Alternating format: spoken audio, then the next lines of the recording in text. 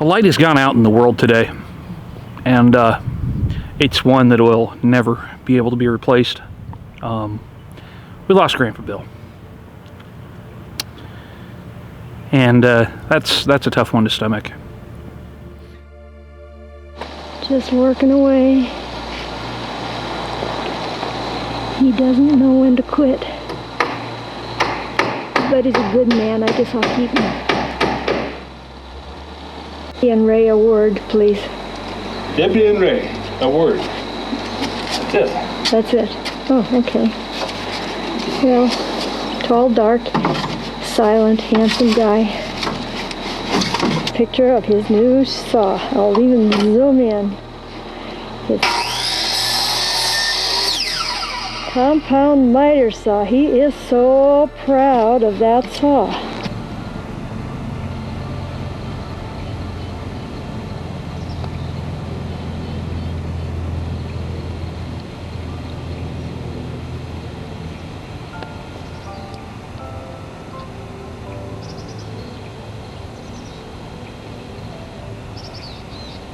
Last days of summer. Thought I'd get some pictures of the flowers and of the house before it all goes. Won't be long before we'll be done. Our new roof and a little of a new building in the background. My beautiful cart full of flowers. Pretty soon they'll be all frozen. Fixing the trailer.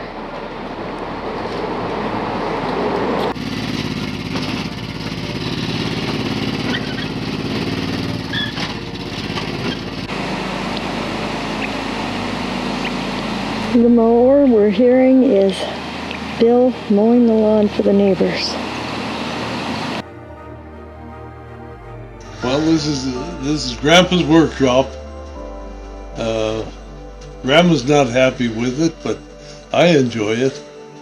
And I made a lot of noise and sawdust out here. And other than that, I don't know what I did. But I have fun out here anyway. Grandpa Bill, he isn't actually my blood grandfather. He married my grandmother in 1983 when I was 2 years old, and when I first met him, he came over and asked my dad permission to marry his mom, and my dad responded by taking me and shoving me towards him and said, "Go to Grandpa." And that that started a lifelong friendship. And that was the lesson that he taught me. The lesson of friendship. And it was one of the most important lessons that anyone has ever taught me. Grandpa Bill was a very powerful figure in my life. He showed me the value of working with my hands.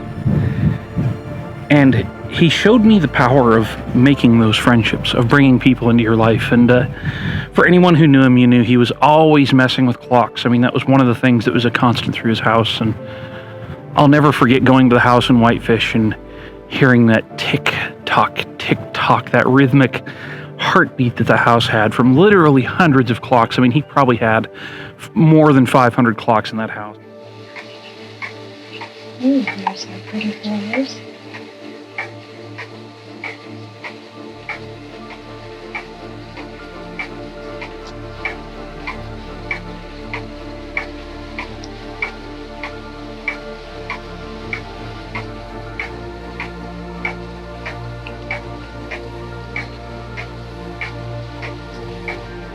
It was just an amazing thing. Tick tock, and it's a feeling that I had never really experienced anything like it again until I got onto the water and started experiencing sleeping out at anchor, where you'd have a beautiful evening and calm and still, and the light lapping of water against the hull. It's the only time in my life I have ever found that again, from when he got rid of a lot of his clocks when they moved from Whitefish back in the late 90s.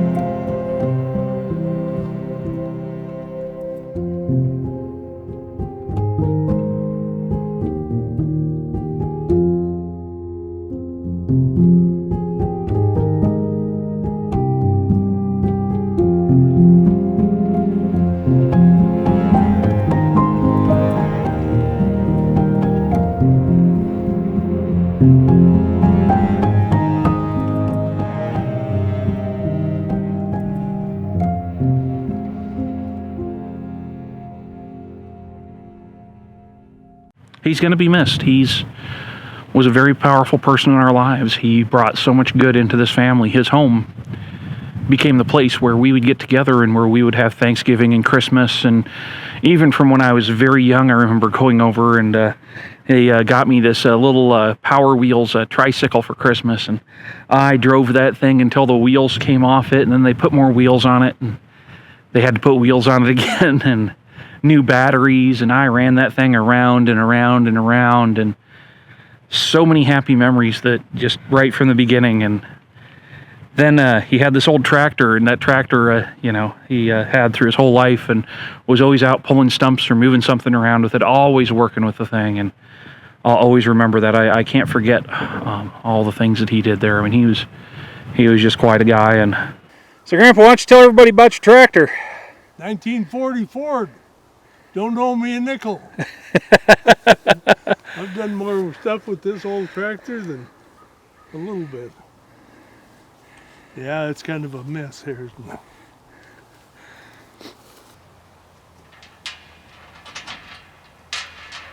What you doing? Well, the guys come to get this at 9 o'clock in the morning. I just thought I'd get a head start on it.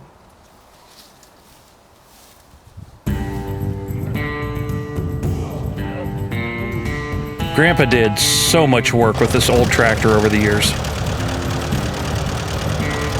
And every time he got on it, every single time, he'd hook it onto something, start popping wheelies.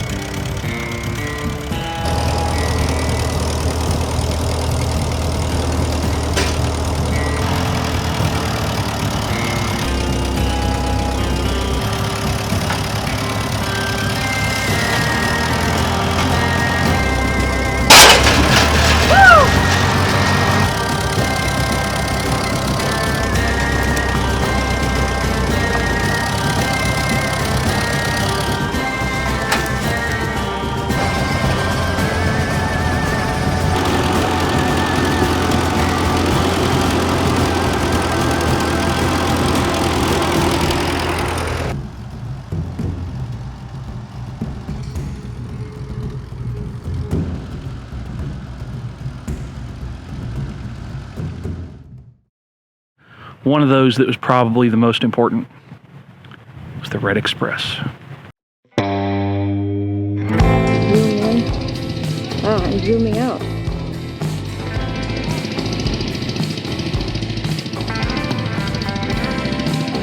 There they go around again. Oh, are they having fun? Yeah, this is their movie.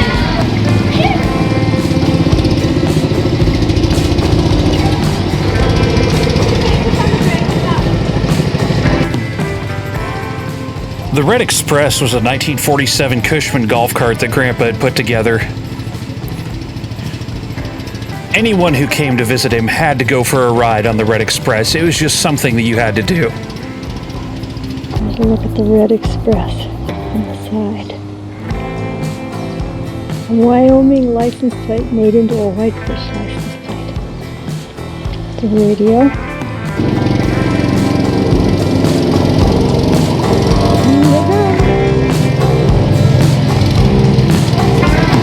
You're gonna mow me down again. We all drove the Red Express so much, so many times, that it probably had 4 or 5 engines in it over the years. Grandpa constantly had to rebuild and upgrade the thing.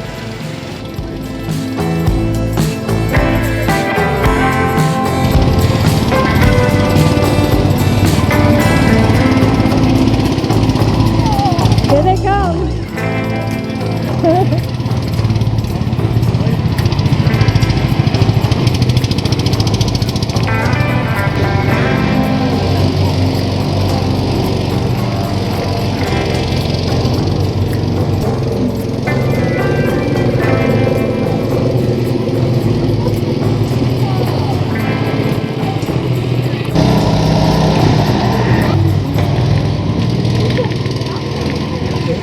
And going back down behind the house, out in the forest out there, we called this the Jungle Cruise. It was a little trail that Grandpa had cut out there for us to drive the golf cart through.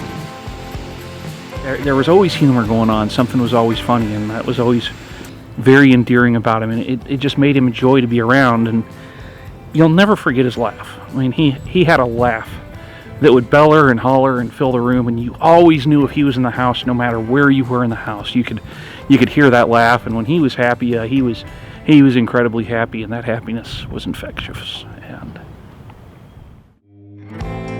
Well, he wanted to be a cowboy, but he couldn't even. But he'd get on a horse, and they all come down to Bill's places on horseback. Oh, goddamn it, Bozeman. And it was for the championship fight. It was a championship fight for the middleweight championship of the world. And they fought at Bozeman. Well, I'm coming up from Laurel. I didn't buy a ticket early because I figured that, I didn't know where I was going to be, so I didn't get a ticket. So I get in. I just got time to make the fight. I run to Bozeman, and I get in there, and I get right behind the TV camera. I get a seat right behind the TV camera. And it was a great fight. Sonny is on the boxing commission. They got a bell, like an alarm bell, like an alarm clock. Ring and ring, for each round. Well, the fighters were confused. They didn't know what the hell. Is the alarm clock going off or what? And here he is, the boxing commission.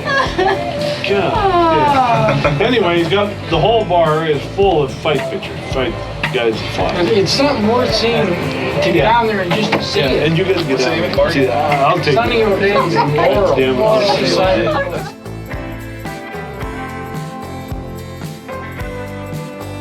I am the bartender. Hey, Pebbles.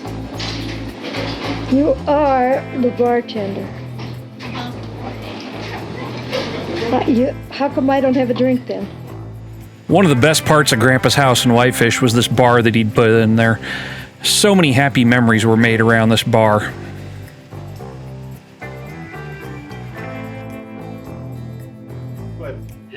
Wasn't it the Nixon split? Yeah. That was your ma. Norman. That was ma. Oh, don't even say that. I don't think that's Norm. I think that's Cliff Clavin. Norman.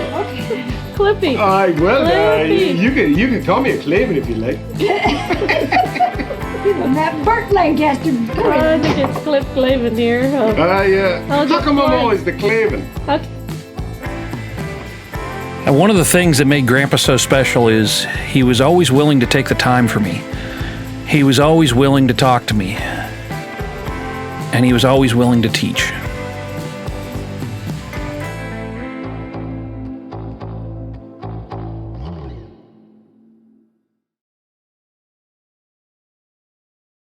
And through all that, he traveled extensively. He got to see so much of this country, and the interesting thing was that wherever he went, he had friends there. He knew people all over the country, and after he got to the retirement age, they traveled quite a bit with the getaway van he had, and then they traded up to this RV and then another RV, and it was hilarious because they always had the jokes on the back of it, the little house on the asphalt, and then On every car that he ever had, he had this license plate frame that said, "Watch out, Grandpa's driving." And There's Bill. We just stayed in this little campground last night. So Bill's happy he's got a hammer in his hand again. Here we are at Grandma Marie's house. We've been here a couple hours now. Bill and Marie are in dressing and getting ready to go.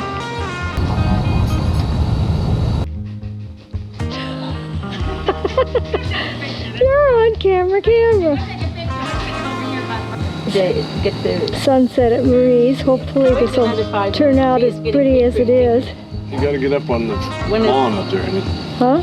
yeah, Get when up it on gets the a little pinker, I will. Here's another picture of the skyline. I don't know if it'll turn out as beautiful as it is. It's quite pretty. Another 5 minutes and it'll be prettier. But it's so gorgeous when it turns so pink. If you can't believe it. And it's from that end, and then you see from upstairs, from your room up here, you look out, and all the trees are silhouetted, they get silhouetted. And there's the city down below.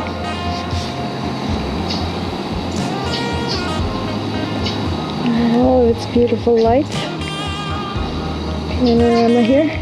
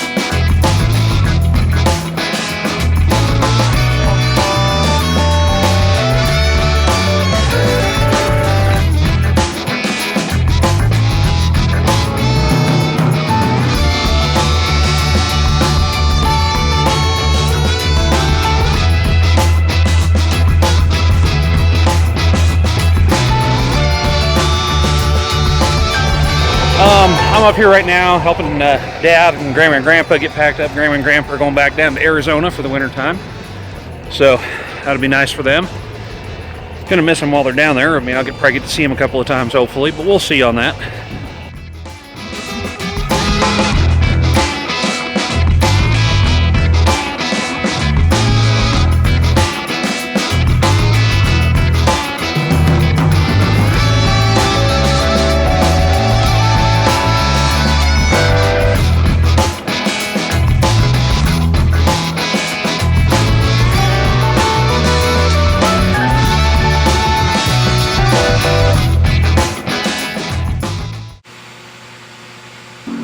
Born in Butte, Grandpa grew up loving the trains.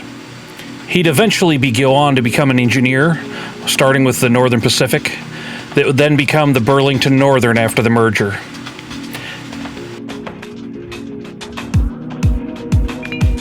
He was a railroad junkie who made his living off of his love of trains.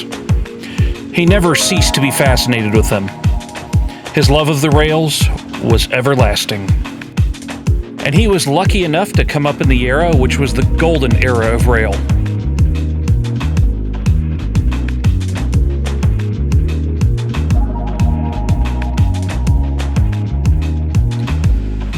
Every time I was in Montana, I'd get together and spend time with Grandpa.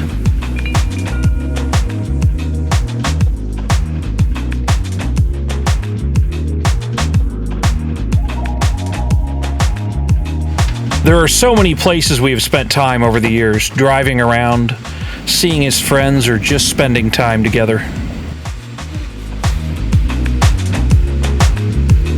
Are you at Burger King? Huh? Are you hungry, Dexter? Huh? Are you hungry? So you'll go get burgers? Burgers?